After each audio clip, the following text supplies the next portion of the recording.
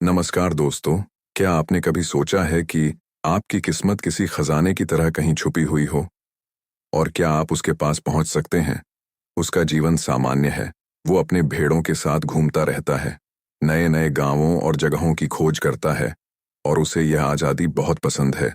इससे पहले कि आप इस वीडियो में खो जाएं, अगर आप हमारे चैनल पर पहली बार आए हैं तो चैनल को सब्सक्राइब करना ना भूलें। चलिए जानते हैं।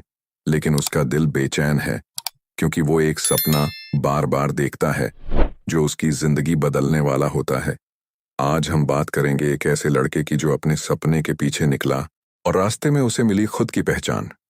ये है द एल्केमिस्ट की कहानी, एक रहस्यमय, प्रेरणादायक और गहराई से भरी हुई यात्रा। तो चलिए इस दिल छू लेने वाले सफर पर चलते हैं। पहला अध्याय, सपना जो खजाने तक ले जाए। सैंटियागो बार बार एक ही सपना देखता है कि वो मिस्र के पिरामिडों के पास खजाना खोज रहा है, लेकिन हर बार जब वो खजाने तक पहुंचता है सपना अधूरा रह जाता है और वो जाग जाता है। उसे लगता है कि शायद यह सपना कोई संकेत है। वो इस सपने की सच्चाई जानने के लिए एक बुढ़िया सपनों की व्याख्या करने वाली महिला के पास जाता है। बुढ़िया कहती है कि यह सपना कोई साधारण सपना नहीं है, यह सपना भविष्य की झलक है। वो कहती है कि तुम्हें मिस्र जाना चाहिए और वहां तुम्हारा खजाना तुम्हारा इंतजार कर रहा है। सैंटियागो को शक होता है, लेकिन उसका दिल अब और चैन से नहीं बैठ सकता। सैंटियागो की मुलाकात एक और रहस्यमयी शख्स से होती है, मेल्कीजेडेक। वो खुद को सलेम का राजा बताता है। वो बताता है कि हर इंसान का एक पर्सनल लेजेंड होता है, यानी उसकी जिंदगी का असली मकसद। मेल्कीजेडेक कहता है, जब तुम किसी चीज को दिल से चाहते हो तो पूरी कायनात उसे तुम्हें दिलाने की कोशिश करती है। ये शब्द सैंटियागो को भीतर तक झकझोर देते हैं। मेल्कीजेडेक उसे 2 पत्थर देता है, उरिम और थुम्मिम, जो भविष्य के फैसलों में उसकी मदद करेंगे। वो कहता है, अगर कभी रास्ता धुंधला लगे तो इन पत्थरों से सवाल करना। अब सैंटियागो के सामने एक बड़ा फैसला है। क्या वो अपनी आरामदायक जिंदगी, अपने भेड़ों को छोड़कर एक अनजान रास्ते पर निकले? मेल्कीजेडेक उसे बताता है कि ज्यादातर लोग अपनी पर्सनल लेजेंड की खोज में असफल इसलिए होते हैं क्योंकि वे डर जाते हैं, समाज के डर से, असफलता के डर से या कभी कभी सफलता के भी डर से। लेकिन सैंटियागो हिम्मत करता है। वो अपने भेड़ों को बेच देता है, कुछ पैसे जोड़ता है और मिस्र की ओर सफर शुरू करता है। सैंटियागो स्पेन से अफ्रीका के टैंजियर शहर पहुंचता है। यहाँ सब कुछ नया है, भाषा, संस्कृति और लोग। वो थोड़ा डरा हुआ है, लेकिन उत्साहित भी। लेकिन पहले ही दिन एक लड़का उससे दोस्ती करता है और धोखे से उसका सारा पैसा चुरा लेता है। सैंटियागो अब अकेला, गरीब और बेबस है। लेकिन यहीं से हमें किताब का पहला गहरा सबक मिलता है। सपनों तक पहुंचने का रास्ता कभी सीधा नहीं होता, लेकिन हर ठोकर कुछ सिखाती है। पहले अध्याय का सारांश, सैंटियागो एक साधारण चरवाहा है, लेकिन उसका सपना असाधारण है। मेल्कीजेडेक उसे बताता है कि हर इंसान का एक उद्देश्य होता है, पर्सनल लेजेंड। वो अपना सब कुछ छोड़कर एक खजाने की तलाश में निकल पड़ता है, लेकिन शुरुआत में ही उसके साथ धोखा होता है और वो सब कुछ खो देता है। फिर भी वो हार नहीं मानता, क्योंकि उसका दिल अब जान चुका है कि उसकी यात्रा शुरू हो चुकी है। तो अब सवाल यह है, क्या सैंटियागो वापस लौट जाएगा या बिना पैसे और किसी मदद के भी अपनी यात्रा जारी रखेगा? और अफ्रीका की इस अनजान जमीन पर उसे अगला रास्ता कौन दिखाएगा? जानने के लिए देखिए अगला भाग, जहां उसकी मुलाकात होती है एक क्रिस्टल व्यापारी से और वो सीखता है असली संघर्ष और धैर्य का मतलब। The alchemist. अध्याय 2, हार के बाद उम्मीद की किरण। पिछले अध्याय में हमने देखा कि कैसे सैंटियागो अपने सपनों के पीछे निकलता है, लेकिन अफ्रीका पहुंचते ही उसका सारा पैसा एक ठग चुरा लेता है। वो अकेला है, अनजान जमीन पर, न भाषा जानता है, न कोई दोस्त। अब सवाल उठता है, क्या वह हार मान जाएगा या सफर जारी रखेगा? सैंटियागो एक कैफे के कोने में बैठा रो रहा होता है। उसे लगता है शायद उसने बहुत बड़ी गलती कर दी, अपनी जिंदगी की पूरी कमाई गंवा दी। लेकिन तभी वह खुद से पूछता है, क्या मैं मर गया? नहीं। तो फिर सब खत्म कैसे हो गया?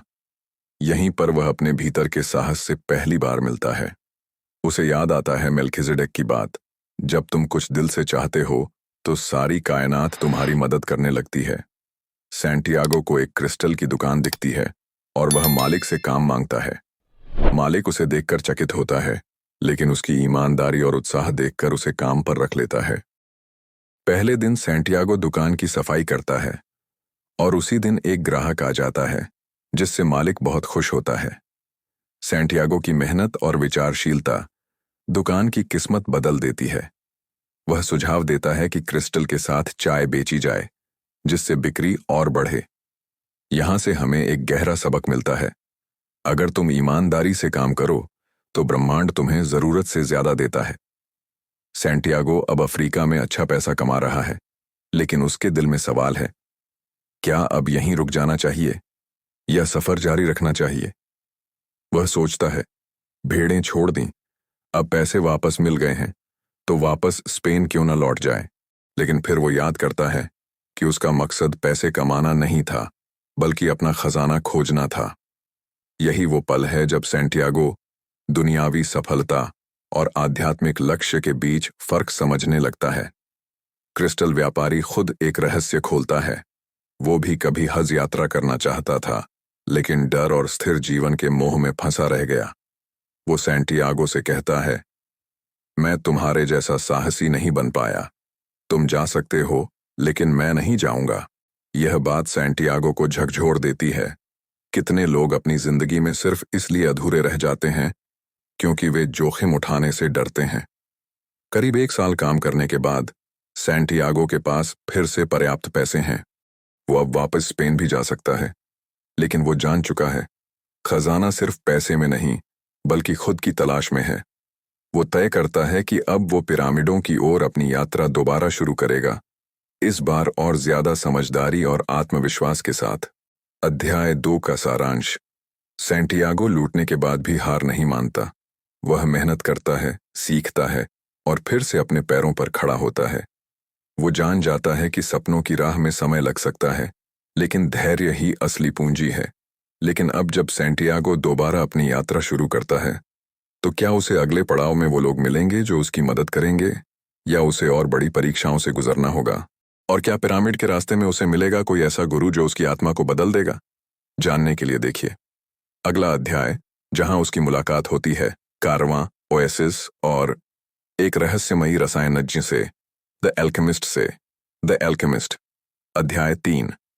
प्रेम, भविष्य और आत्मा की खोज। अब तक सैंटियागो अफ्रीका में एक क्रिस्टल व्यापारी के यहाँ काम करके पैसे इकट्ठा कर चुका है, लेकिन अब उसका लक्ष्य सिर्फ पैसा नहीं, बल्कि वह खजाना है जिसकी झलक उसने सपने में देखी थी। वो फिर निकल पड़ता है एक नए सफर पर, इस बार सहारा रेगिस्तान के पार, मिस्र के पिरामिडों की ओर। सैंटियागो एक कारवां के साथ यात्रा शुरू करता है।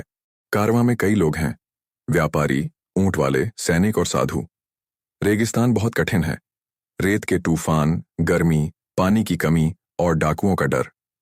इस यात्रा में सैंटियागो एक नए शख्स से मिलता है, एक अंग्रेज विद्वान जो द एल्केमिस्ट, रसायन जांच को खोज रहा है।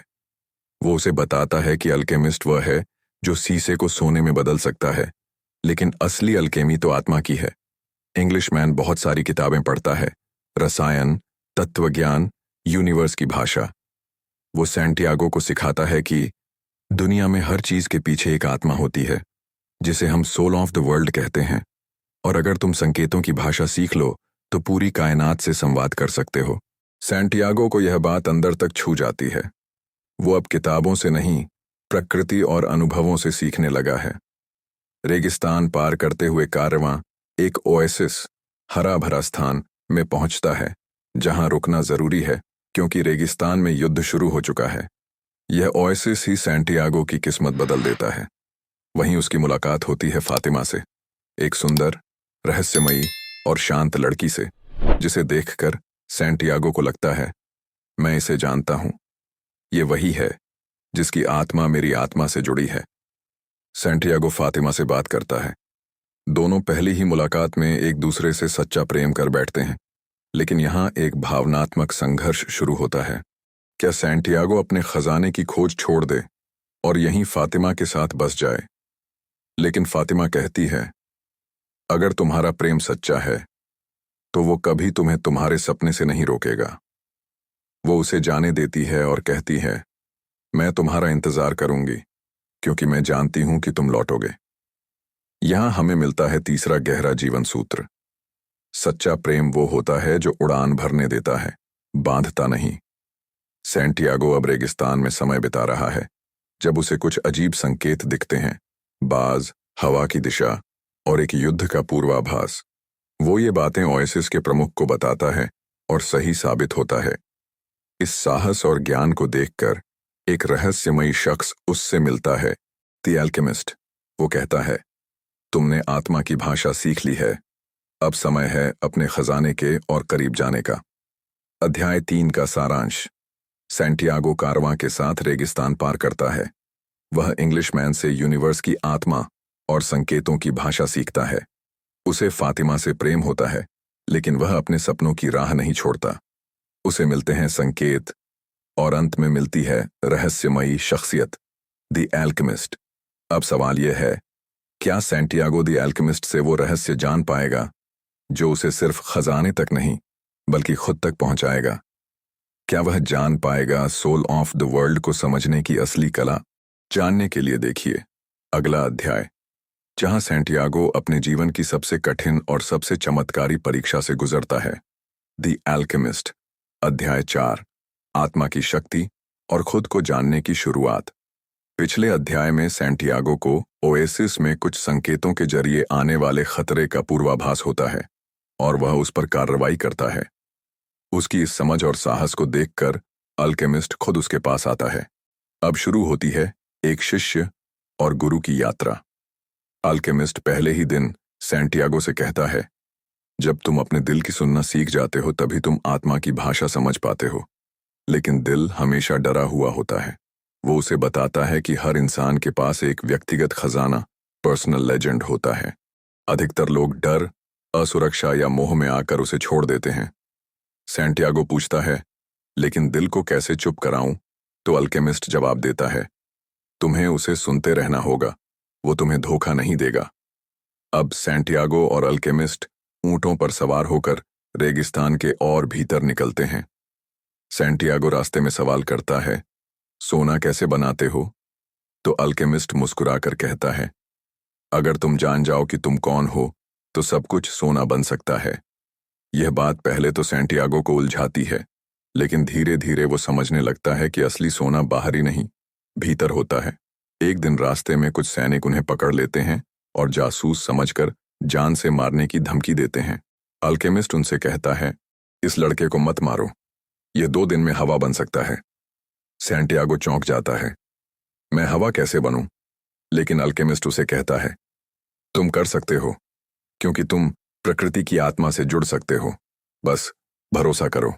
अब सैंटियागो रेगिस्तान में बैठकर हवा, रेत, सूरज और खुदा से बात करने की कोशिश करता है।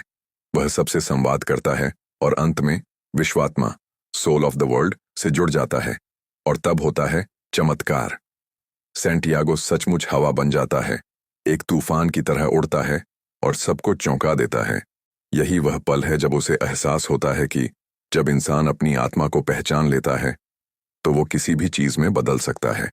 एल्केमिस्ट अब सैंटियागो को बताता है कि सोना बनाना कोई जादू नहीं, बल्कि खुद को पहचानने की प्रक्रिया है।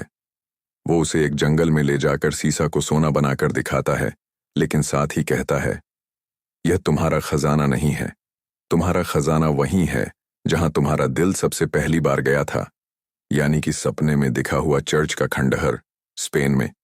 सैंटियागो हैरान रह जाता है, इतनी लंबी यात्रा, प्रेम, जोखिम और अल्केमिस्ट की शिक्षा, और खजाना वहीं था जहां से वो चला था। अध्याय 4 का सारांश। सैंटियागो अल्केमिस्ट से मिलता है और सीखता है कि असली ज्ञान आत्मा से आता है। वो हवा बनता है आत्मा से संवाद करके, और अंत में उसे मिलता है सबसे गहरा रहस्य। सच्चा खजाना बाहर नहीं, भीतर होता है, जो शायद उसे शुरुआत से ही मिला हुआ था, लेकिन वो उसे समझ नहीं पाया था। The alchemist. अध्याय 5, अंतिम, जहां खजाना मिलता है और आत्मा की जीत होती है। सैंटियागो अब सब कुछ जान चुका है, कैसे आत्मा की भाषा को समझा जाए, कैसे प्रेम सपनों का साथी बनता है और कैसे हर संकेत हमें एक उद्देश्य की ओर ले जाता है। अब वह मिस्र से लौटकर स्पेन वापस जा रहा है, उसी जगह जहां उसने सबसे पहली बार वह सपना देखा था, पुराना गिरजाघर और उस पेड़ की जड़ें जहां वह सोया था। सैंटियागो वहां पहुंचता है, वही पुराना टूटा हुआ गिरजाघर, और वहीं रुकता है जहां वह पहले सोया था। वो उस जमीन को खोदना शुरू करता है, लेकिन तभी कुछ डकैत लुटेरे आ जाते हैं और उसे बेरहमी से मारते हैं। एक डकैत उसका मजाक उड़ाते हुए कहता है, तूने सपना देखा और यहां खजाना खोजने आया? मैंने भी एक सपना देखा था कि स्पेन में किसी पुराने गिरजाघर में खजाना छिपा है, लेकिन मैं इतना पागल नहीं कि उस पर विश्वास करूं। सैंटियागो ये सुनते ही हैरान रह जाता है, क्योंकि वह गिरजाघर वहीं था जहां वह खड़ा है, यानी खजाना सचमुच यहीं था। डकैत चले जाते हैं और सैंटियागो फिर से खोदता है, और इस बार उसे सचमुच मिलता है एक लकड़ी का संदूक जिसमें सोने, जवाहरात और प्राचीन सिक्कों का ढेर होता है। वो हंसता है, रोता है और आसमान की ओर देखकर कहता है, थैंक यू यूनिवर्स, मैंने अपने दिल की सुनी और तूने मुझे हर उत्तर दिया। यहां किताब हमें एक सबसे गहरी सीख देती है। असली खजाना वो नहीं था जो जमीन के नीचे छिपा था, बल्कि वो था सपनों पर विश्वास करने का साहस, प्रेम में त्याग की शक्ति, धैर्य, संघर्ष और आत्मा की आवाज को समझने की क्षमता। खजाना तो बस एक इनाम था, लेकिन असली जीत थी सैंटियागो का स्वयं को जान लेना। सैंटियागो अब फातिमा को वादा निभाने के लिए वापस ओएसिस की ओर लौटता है। वो जानता है कि उसने सब कुछ पाया है और अब वह उसे लौटाना चाहता है जिसके प्रेम ने उसे उड़ान दी थी। अध्याय 5 का सारांश। सैंटियागो अंततः स्पेन लौटता है, जहां उसे सचमुच खजाना मिलता है। डकैतों के बीच से निकलकर वह समझता है कि सबसे बड़ा रहस्य यात्रा, अनुभव और आत्मा की भाषा थी, और अब वह सब कुछ जानकर प्रेम की ओर लौटता है, एक पूर्ण और समृद्ध आत्मा के रूप में। अब सबसे जरूरी बात, आपके लिए जीवन के सुझाव। अब सवाल ये नहीं है कि सैंटियागो को खजाना मिला या नहीं, सवाल ये है कि क्या आप भी अपने जीवन का खजाना खोजने को तैयार हैं? यह किताब हमें क्या सिखाती है? 1. अपने सपनों पर विश्वास करें। हर इंसान के जीवन में एक सपना होता है, लेकिन डर उसे दबा देता है। सैंटियागो की तरह अपने डर को पार करें। 2. संकेतों की भाषा सीखें। Language of science. प्रकृति, लोग, घटनाएं सब आपको कुछ न कुछ सिखाते हैं। ध्यान दें, जीवन लगातार आपसे बात कर रहा है। 3. अपने दिल की सुने। दिल डराएगा, रोकेगा, लेकिन वह झूठ नहीं बोलेगा। उसके डर को समझिए और उसके पीछे के इशारों को पहचानिए। 4. प्रेम बांधता नहीं, मुक्त करता है। फातिमा की तरह बनिए, जो सच्चे प्रेम को उड़ने देती है, और सैंटियागो की तरह बनिए, जो प्रेम को छोड़कर फिर से उसे वापस जीत लाता है। 5. हर यात्रा का एक उद्देश्य होता है। अगर आप सही दिशा में चल रहे हैं, तो हर संघर्ष, हर दर्द आपको और नजदीक लाएगा उस खजाने के जो बाहर नहीं, आपके अंदर है। क्या आपने कभी अपने सपनों के पीछे जाने की कोशिश की है? क्या आप उन संकेतों को समझते हैं जो जिंदगी आपको बार बार दे रही है? या आप भी डकैत की तरह सिर्फ हंसते हुए आगे बढ़ जाते हैं, बिना रुके, बिना समझे? याद रखिए, खजाना वही है जहां आपका दिल आपको ले जाना चाहता है। क्या आप तैयार हैं अपनी यात्रा शुरू करने के लिए? अगर आपको यह सोच नई और प्रेरणादायक लगी हो, तो वीडियो को लाइक करें, सब्सक्राइब करें, शेयर करें और कमेंट करके बताएं कि आप अपने लक्ष्य की तरफ कब से कदम बढ़ा रहे हैं।